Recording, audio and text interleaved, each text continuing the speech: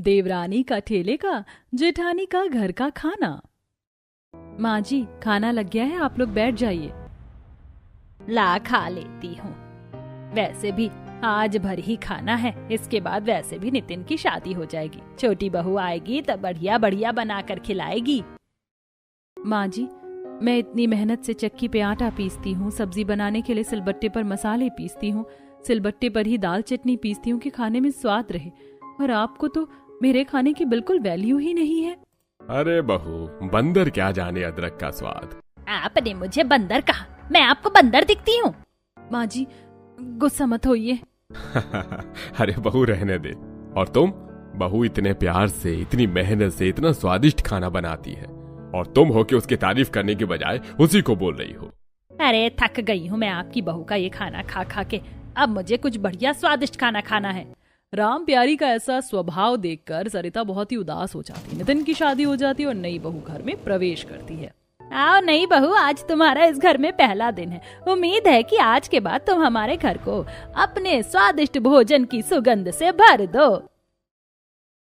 अरे अभी तो मेरा गृह प्रवेश भी नहीं हुआ और माँ जी को अभी से मेरे हाथ का खाना खाना है। ना जाने आगे यहाँ क्या क्या होगा। अलर्ट हो जा पायल।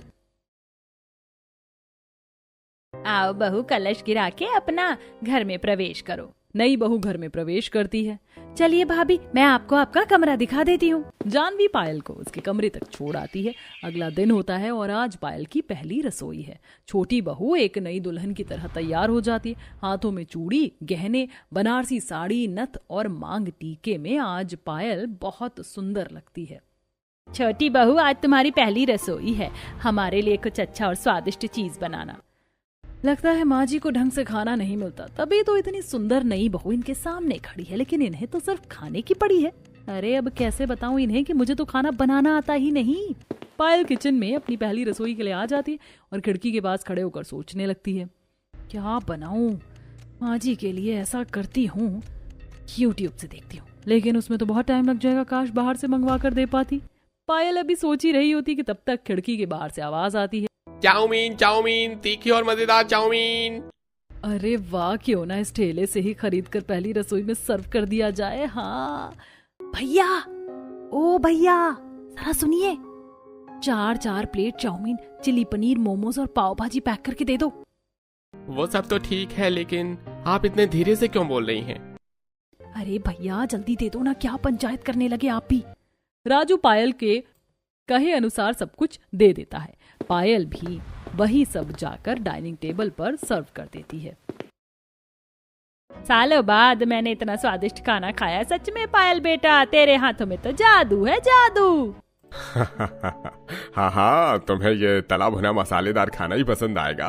अरे बड़ी बहू इतने मन से और प्यार से जो बनाती है, वो तो तुम्हें हर जहर ही लगती है। कोई बात नहीं पापा जी, इसमें माँ की कोई गलती नहीं है। बातें चली रही होती हैं कि तुरंत जानवी वहाँ पहुँच जाती है। माँ, बाहर चाउमीन वाला आया है, मुझे चाउमीन खाना है, मैं तो जा रही हूँ लेने।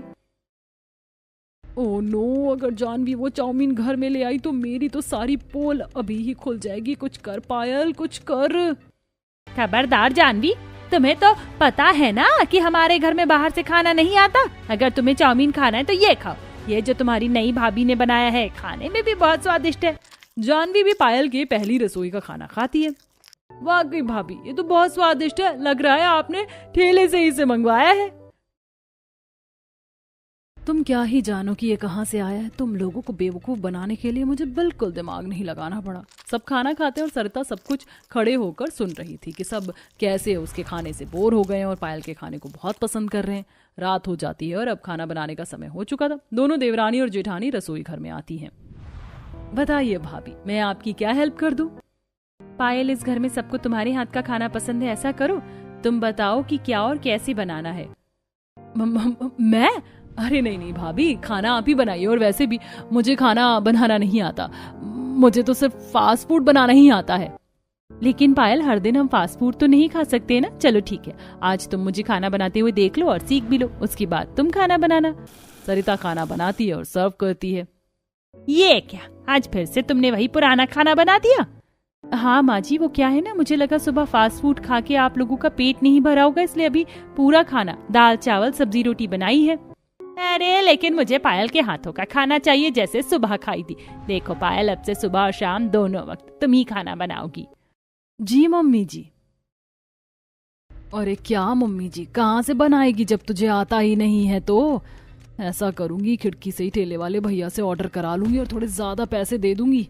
ये सही है। अब पायल रोज रोज सुबह शाम घर वालों को कभी चाउमीन, कभी छोले भटूरे, कभी मोमोज और कभी पाव भाजी खाने में खिलाने लगी कि एक दिन, अरे बाप रे, न जाने मेरे पेट में इतना दर्द क्यों है। माँ ये क्या किया आपने? क्या जरूरत थी आपको ऑयली चीजें खाने की? हाँ तो क्या? अरे इस उम्र में आपको अपने खाने पीने का ध्यान रखना चाहिए और आप हैं कि अरे अब तुम लोग मुझे ही कोसते रहोगे या मुझे अस्पताल भी लेकर चलोगे? अशोक और नितिन रामप्यारी को अस्पताल लेकर जाते हैं और पीछे से बाकी लोग भी वहाँ पहुँचते हैं। क्या हुआ डॉक्टर? क्या कोई परेशानी वाली बात है? कहीं ऐसा तो नहीं कि माँ जी की तबीयत ठेले वाला खाना खाने की वजह से हुई है? देखिए इस उम्र में अक्सर पेट खराब हो जाता है, इसलिए खान पान पर ध्यान देना चाहिए। अभी ज्यादा दिक्कत नहीं है, लेकिन अगर ध्यान नहीं दिया तो हो सकती है। अब से आपको इन्हें सिर्फ मूंग की दाल खिचड़ी देनी है सुबह और शाम। भगवान की कृपा है कि मेरे बारे में कुछ पता नहीं चला। अरे ये डॉक्टर क्या बोल रहा है, मैं और खिचड़ी? माँ आपको मानना ही होगा डॉक्टर की बात। डॉक्टर के कहने पर रामप्यारी को जबरदस्ती खिचड़ी खिलाई जाती है, जिससे कई दिनों तक खाकर वो बहुत तंग आ चुकी थी। बारिश का मौसम हुआ है, कितने दिन हो गए कुछ चटपटा नहीं खाया। छोटी बहू, छोटी बहू। हाँ माँ, आपने बुलाया? बहू बहुत दिन हो गए तेरे हाथ का चटकेदार कुछ खाए हुए। बारिश भी हो रही है, जा कुछ बना ला। माँ अभी आपकी तबीयत सही हुए ही कुछ दिन हुए हैं, अभी आपको वो सब नहीं खाना चाहिए। तू मेरी सास है या मैं तेरी सास हूँ? जितना कहूँ उतना कर। जाओ और जल्दी से मेरे लिए कुछ बना कर लाओ। पायल मजबूर होकर रसोई में जाती है। अगर फिर से माँ को ठेले वाला खिलाया तो माँ बीमार पड़ जाएंगी। ऐसा करती हूँ, यूट्यूब से देख के खुद ही बना लेती हूँ। पायल वैसा खाना बनाने की पूरी कोशिश करती है, लेकिन रामप्यारी को खाना पसंद नहीं आता, क्योंकि असल में वो ठेले वाला होता ही नहीं था।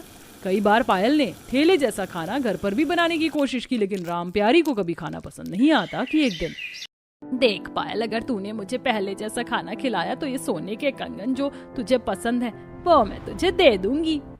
क्या सच में माँ जी? मैं अभी आपके लिए वैसा खाना लेकर आती हूँ। सरिता को कुछ ठीक नहीं लगता और वो पायल के पीछे जाती है और देखती है कि पायल एक ठेले वाले से खाना खरीद रही होती है। क्या पायल ठेले वाले से खाना लेकर माँ जी को खिलाती है? तो ये है पायल के स्वादिष्ट खाने का सीक्रेट। आज बताती हूँ सबको। पायल खुशी खुशी अपनी सास को ठेले का खाना सर्व करती। रामप्यारी खाने ही जाती है, वैसे ही सरिता रोकते हुए बोलती है, माँ जी ये देखिए, ये खाना मैं बाहर वाले ठेले वाले से लेकर आई हूँ। ये क्या बकवास है बड़ी बहू, तुम्हें नहीं पता कि मैं बाहर का नहीं खाती हूँ? इतने दिनों से पायल के हाथों का जो खाना आपको पसंद आ रहा था माँ जी, वो भी बाहर के ठेले का है, जिसे हर बार पायल रसोई की खिड़की से ले लेती थी। अगर आपको यकीन नहीं तो आप एक बार चख लीजिए। और माँ जी, आपकी तबीयत भी इसी ठेले के खाने से खराब हुई होगी। क्या ये सच है छोटी बहू? मुझे माफ कर दीजिए माँ जी। तुम्हें पता था कि हमारी तबीयत खराब हो गई इस खाने से, फिर भी तुम दोबारा हमारे लिए ये लेकर आई? मैं लालच में पड़ गई थी माँ, मुझे लगा सोने का कंगन मिल जाएगा, अब से ऐसा नहीं होगा। उसके बाद से पायल ठेले का खाना खरीदना बंद कर देती है। घर पर ही अपनी जेठानी से घर का खाना बनाना सीखती है और सभी घर वाले घर का ही खाना खाते हैं। आओ बहू रानी, घर के अंदर आओ। अगले दिन सुबह वैभवी अपनी पहली रसोई का खाना बना रही होती है। कुछ देर बाद, आई माँ, खाना बनाते बनाते मुझे तो बहुत तेज टॉयलेट आ गई। एक काम करती हूँ, खाना डाइनिंग टेबल पर रख के पहले टॉयलेट चली जाती हूँ। अब वैभवी खाने को डाइनिंग टेबल पर रखकर वॉशरूम जाती है, तभी वहां से गुजरती है अर्चना। अरे देवरानी जी ने खाना तैयार कर दिया, चलो मैं इन सभी खाने को डाइनिंग टेबल पर परोस देती हूँ। अर्चना डाइनिंग टेबल पर सबके लिए प्लेट लगाती है, फिर सबको खाना परोसती है। पूरा परिवार खाना खाना शुरू करता है। अरे खाना तो बहुत अच्छा बना है। अच्छा पापा जी और सब्जी दूं? रोटी लेंगे आप? माँ जी आपको कुछ चाहिए? नहीं नहीं बहू, मुझे अब कुछ नहीं चाहिए। अरे प्रिंस कपिल, तुम दोनों ने तो कुछ लिया ही नहीं, खाना अच्छा नहीं है क्या? नहीं नहीं, खाना तो बहुत अच्छा बना है। तभी वहाँ वैभवी आती है ये सब देखकर। अरे जेठानी जी, ये क्या किया आपने? मैं आ तो रही थी डाइनिंग टेबल पर खाना लगाने, फिर आपको खाना लगाने की क्या जरूरत थी? वैभवी, मुझे लगा कि तुम इतना सारा खाना बनाकर थक गई होगी, इसीलिए मैं खाना परोसने लगी। पर जेठानी जी खाना बनाया तो मैंने थे ना, फिर आप उसे कैसे परोस सकती हैं? अरे राई का पहाड़ बनाना जरूरी है क्या तुम दोनों देवरानी जेठानी को? अब एक शब्द में तुम दोनों के मुंह से मैं सुन ना लूं। अब इस तरह अर्चना दोपहर और रात में भी वैभवी के बनाए हुए खाने को डाइनिंग टेबल पर सर्व कर देती है और सबके खा लेने के बाद डाइनिंग टेबल को कपड़े से साफ कर रही होती है। क्या जेठानी जी, मैं जब से आई हूँ तब से आपको 3 टाइम बस डाइनिंग टेबल पर कपड़ा मारते हुए खाना परोसते हुए देख रही हूँ, जैसे डाइनिंग टेबल तो जेठानी जी किसी ने आपके ही नाम कर दी हो। नहीं, ऐसा कुछ नहीं है।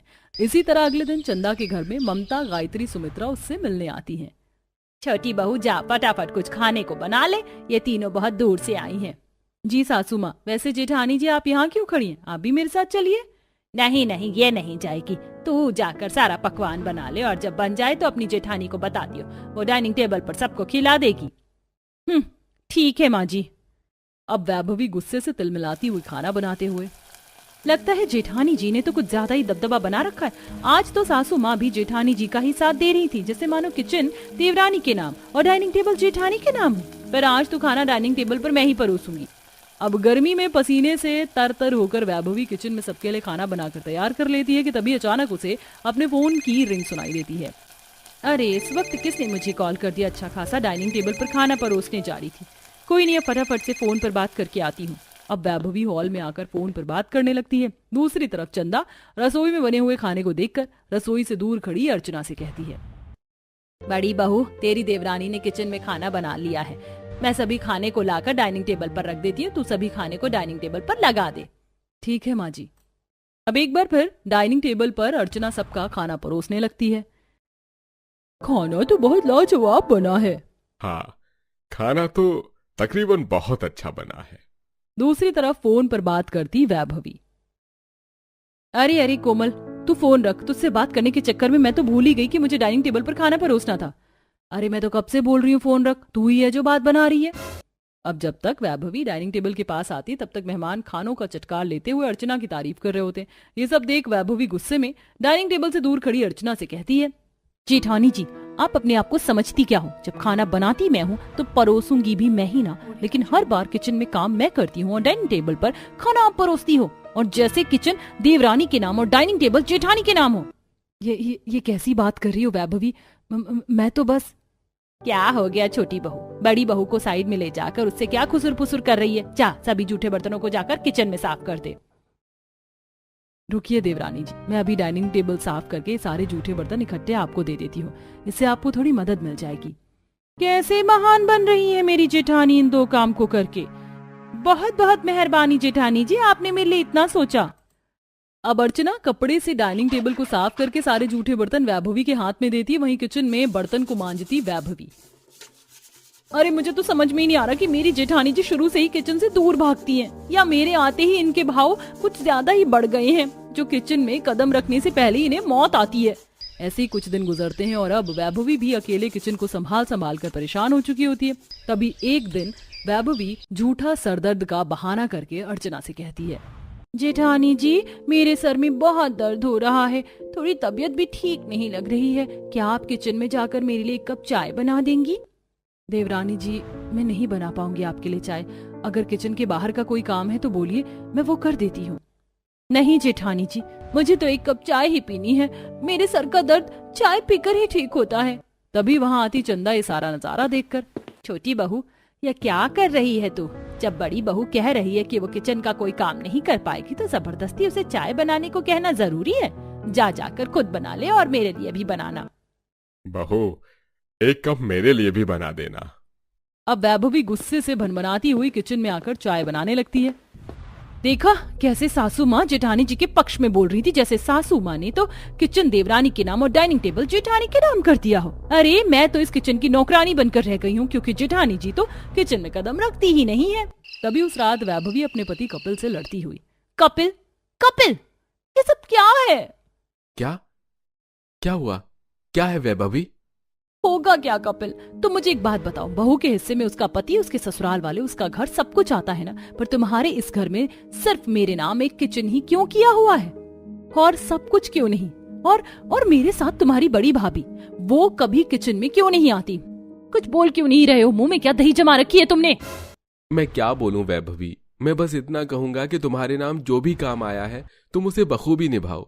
मतलब यही ना कि तुम्हारे पास भी मेरी बातों का कोई जवाब नहीं है। ठीक है, कोई बात नहीं। अब अपनी जेठानी के किचन में ना आने का रहस्य जानने की जिज्ञासा वैभवी के दिमाग में चरम सीमा पर पहुंच जाती है और उसे कुछ सुझाई नहीं देता। इसलिए अगले दिन जब घर पर कोई नहीं होता, दोनों के पति मॉर्निंग वॉक पर चले जाते हैं, वहीं सास मंदिर चली जाती है, ससुर अपने कमरे में आराम कर रहा होता है और इस मौके का फायदा उठाकर वैभवी किचन में एक टेप रिकॉर्डर पर तेज तेज डर के चिल्लाने की आवाज के साथ ड्रामा करती हुई कहती है, बचाओ बचाओ जेठानी जी, आप कहाँ हैं? जल्दी किचन में आइए, नहीं तो मैं मर जाऊंगी जेठानी जी।